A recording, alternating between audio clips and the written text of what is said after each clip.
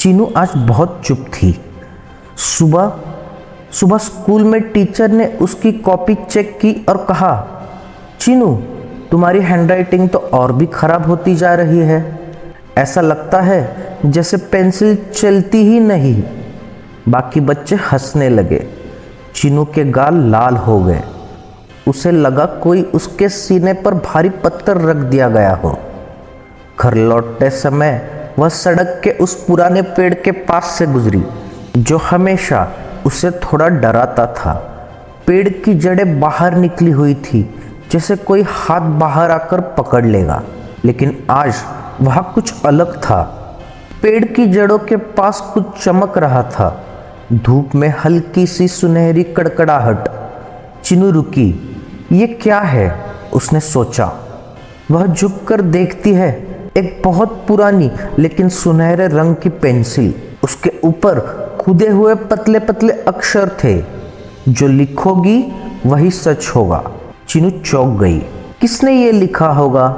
ये कैसी पेंसिल है? उसने पेंसिल को उठाया। जैसे ही पेंसिल उसकी उंगलियों को छुई, हल्की सी गर्मी, जैसे जादू। चीनू घबरा गई, पर फिर सोचा, शायद ये सिर्फ मेरी सोच है। चलो घर चलती हूँ। वो पेंसिल को अपनी जेब में रखकर तेजी से अपने घर की तरफ चल पड़ी। घर आकर जब वह अपना होमवर्क कर रही थी, पेंसिल अपने आप उसकी जेब से बाहर निकलकर टेबल पर गिर गई, टक करके। चीनू डर गई। अरे ये अपने आप कैसे गिर गई? वो पेंसिल उठाती है और जैसे ही पैराग्राफ लिखती है, काश में प्राचीन समय देख पाती। कमरा अचानक कांपने लगा, पुस्तकें गिरने लगी, पंखा तेज घूमने लगा और टेबल पर रखी पेंसिल चमकने लगी। चीनू चीखी, क्या हो रहा है? एक भंवर, एक गोल चमकीला दरवाजा खुला और अगली ही सेकंड चीनू उस दरवाजे में खींचती चली गई। जब उसकी आंखें खुलती है, उसके चारों तरफ अजीब सी हवा बह रही थी। पेड़ नजर आ रहे थे, लेकिन बड़े, बहुत बड़े, जैसे आसमान को छू रहे हो। पत्तों की आवाज भी अलग थी और जमीन पर अजीब अजीब पौधों के निशान। चीनू की आवाज कांप उठी। मैं कहाँ आ गई हूँ? अचानक उसके पीछे से धम धम धम जैसी आवाजें आने लगी, जैसे कोई बहुत भारी चीज चल रही हो। चीनू पलटती है और उसके दिल की धड़कन थम जाती है। उसके सामने एक विशाल डायनासोर खड़ा था, हरा, भारी, और उसकी सांसें धुएं जैसी थी। चीनू चीखना चाहती थी, पर आवाज नहीं निकली। डायनासोर उसे देख रहा था, पर डरा नहीं रहा था। ये एक ब्रेकियोसॉरस था, लंबी गर्दन वाला, शाकाहारी। वो सिर्फ उत्सुक होकर चीनू को देख रहा था। चीनू धीरे धीरे बोली, हेलो। डायनासोर ने लंबी सांस छोड़ी। हवा इतनी तेज कि चीनू पीछे गिरते गिरते बची। फिर डायनासोर ने अपनी लंबी गर्दन झुकाई और अपने सिर से चीनू को हल्के से धक्का दिया, जैसे कह रहा हो, डरो मत, मैं दोस्त हूँ। चीनू हंस पड़ी। तुम कितने क्यूट हो। ये पहली बार था जब उसने किसी डायनासोर को क्यूट कहा। अब चीनू समझ चुकी थी कि वो प्री हिस्टोरिक ईरा में है। लाखों साल पहले आसमान नारंगी था, हवा में एक अलग महक थी। दूर दूर तक कोई इंसान नहीं, सिर्फ बड़े बड़े जीव। कुछ ही देर में दो छोटे छोटे डायनासोर आते हैं, उसके घुटने जितने ऊंचे। वे चीनू के पेंसिल पर चोंच मारने लगे। ए रुको, ये मेरी खास पेंसिल है। अचानक जमीन जोर से हिलने लगी, सब डायनासोर भागने लगे। चीनू चिल्लाई, क्या हुआ? एक भयंकर आवाज हवा को चीरती हुई आई। लाल आंखों वाला, दांतों वाला विशाल टीरेक्स जंगल से बाहर आया। उसकी चाल से जमीन कांप रही थी, उसकी सांसें गर्म और जहरीली। टीरेक्स ने चीनू को देखा। उसके दिमाग में सिर्फ एक चीज आई, भागो। चीनू दौड़ पड़ी।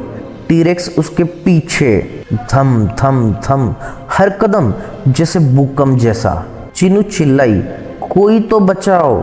ब्रेकियोसॉरस ने उसे देखा और अपनी विशाल पूंछ से टीरेक्स को रास्ते से हटाने की कोशिश की, पर टीरेक्स बहुत तेज और खतरनाक था। वो ब्रेकियोसाउरुस पर टूट पड़ा। दोनों विशाल जीव टकराने लगे। जंगल कांपने लगा। चीनू एक बड़े पत्थर के पीछे छिप गई, रोते हुए। मैं वापस घर जाना चाहती हूँ, प्लीज। उसे अचानक पेंसिल याद आई।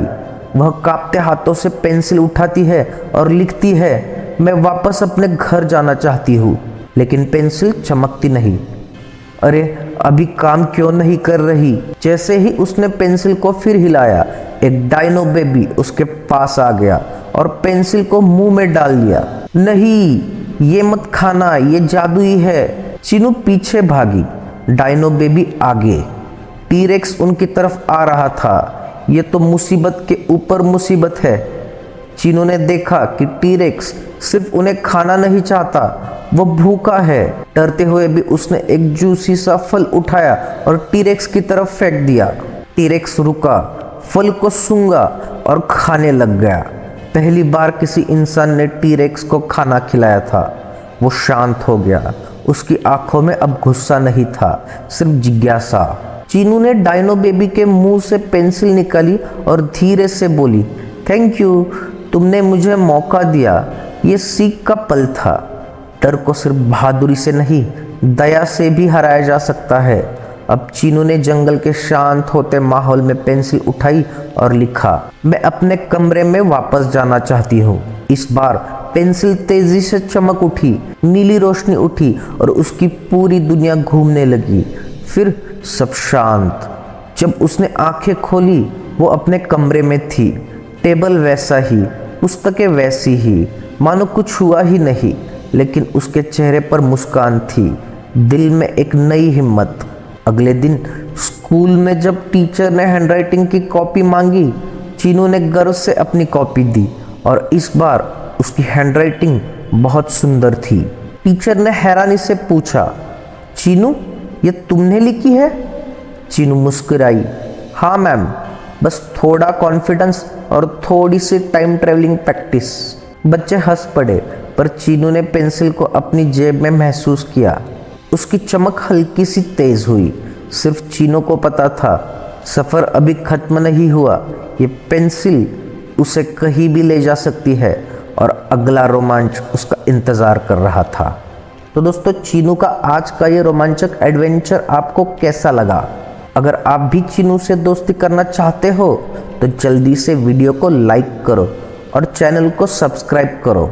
चीनू जल्द ही आपसे मिलने के लिए दोबारा वापस लौटेगी। Bye bye.